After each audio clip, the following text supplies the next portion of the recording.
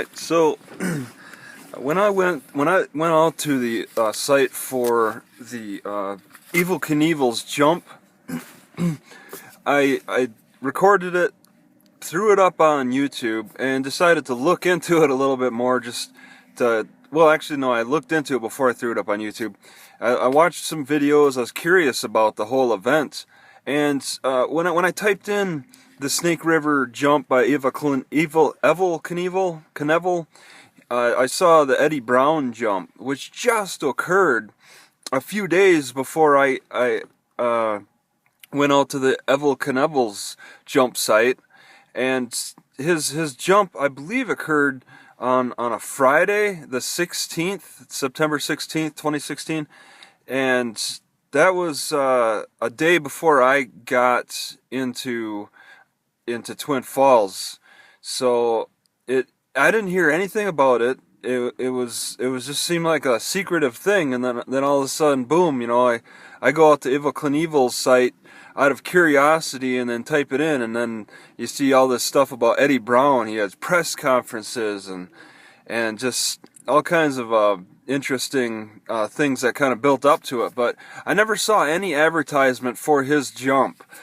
All right, and I asked a few questions in the comments, like particularly with the radio station that he did a half-hour interview with, and they said he really didn't advertise because they weren't sure about the weather. They weren't sure when they were going to do it because of the weather. The event could only hold like 500 people or something, so they were scared of too many people going. And it really wasn't that important to Eddie to have a crowd of people. If you looked at the Evel Kneivel's Snake River jump, he had like a marching band out there. He had all kinds of people.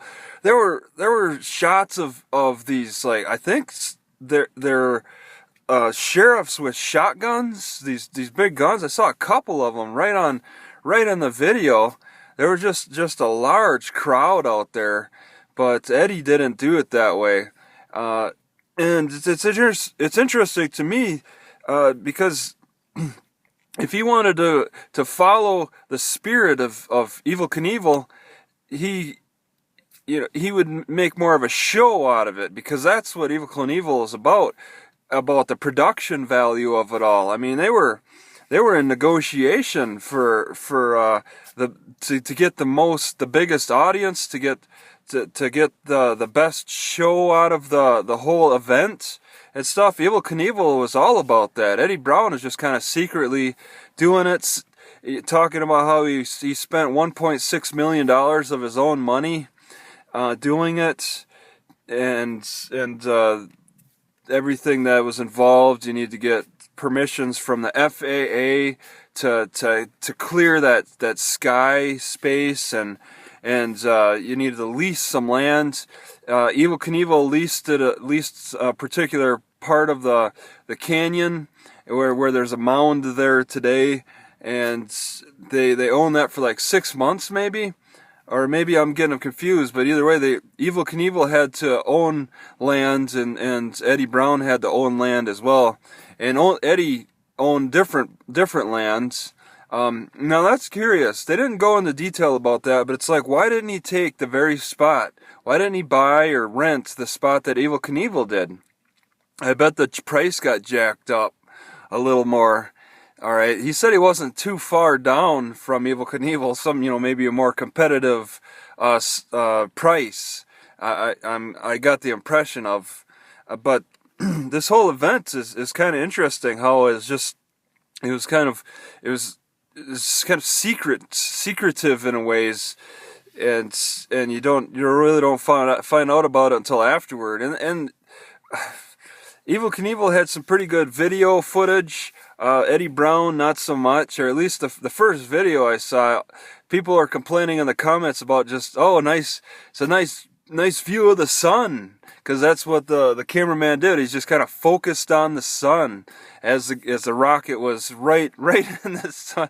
They were giving points to the cameraman, saying, next time you video, don't face away from the sun. All right. Eddie Braun, he didn't put as much of a video production into it as Evel Kneivel.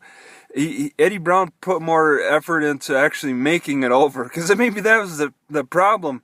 Was Evel Kneivel spent more time in the production of it all than it was in successfully making a good rocket that wasn't going to blow the parachute out right at the launch to stop him from completing the jump. Eddie Braun took a different approach and spent less money on the production of it all.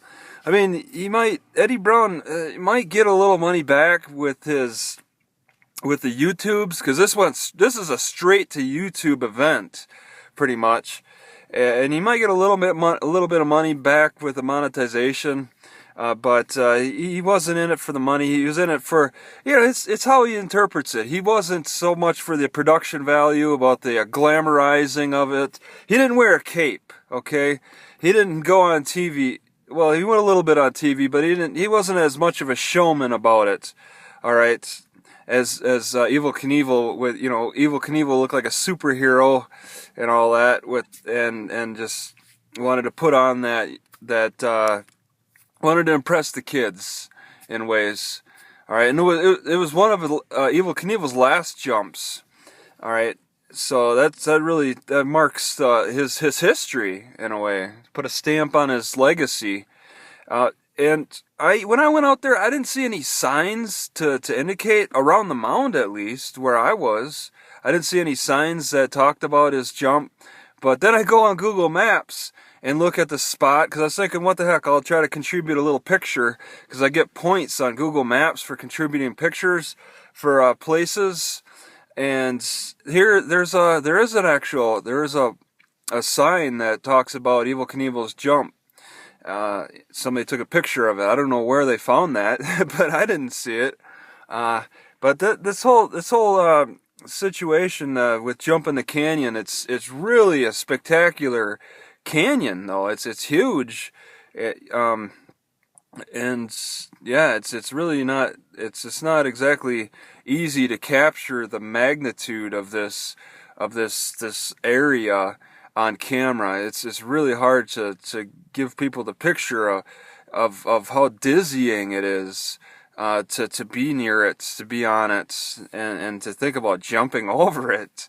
To be there would be better. Maybe like 3D video, like having those 3D goggles could help you, so you just look and you see just the expanse of it all. It's amazing.